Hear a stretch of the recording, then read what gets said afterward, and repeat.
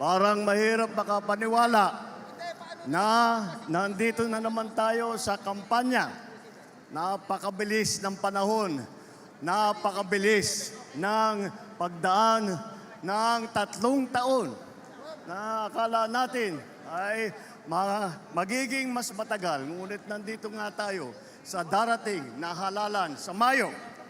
At sinimulan po natin ang aming national campaign, kagaya ng dati, dito po sa ating minamahal na lalawigan ng Ilocos Norte.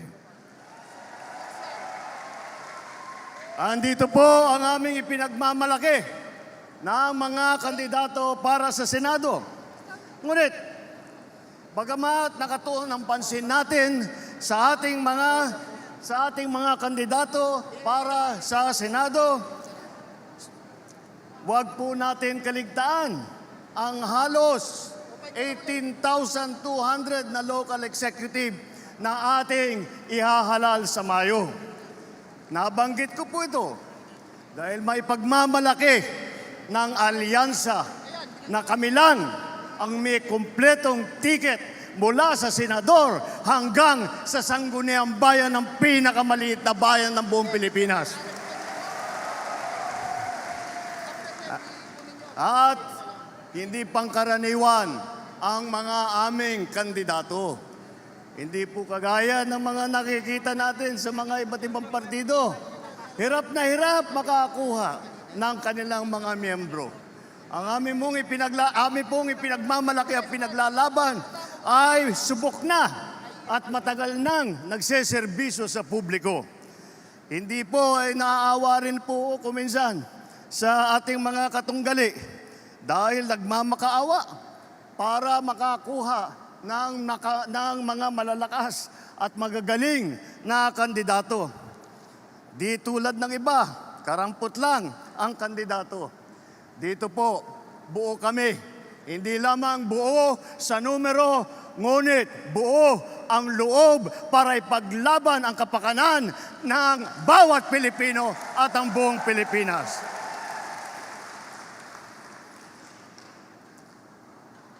Kaya naman, nagtataka nga ako, parang yung mga iba na naging kandidato, nag-deliver lang yata ng suka, nabigyan na ng certificate of candidacy. Dahil walang ikukumpara sa ating mga kandidato. Kung ihahambing natin sa mga napulot nila, ang ticket natin mula sa Senado hanggang Sangguniang Bayan ay mga leader na subok sa serbisyo. Magandang record na pwedeng ipagmalaki kahit kanino. Kung kilatisin natin ng isa-isa, napakatingkad ng ating kakayahan, ng kanilang kakayahan at ng mga pambato para sa pagbabago.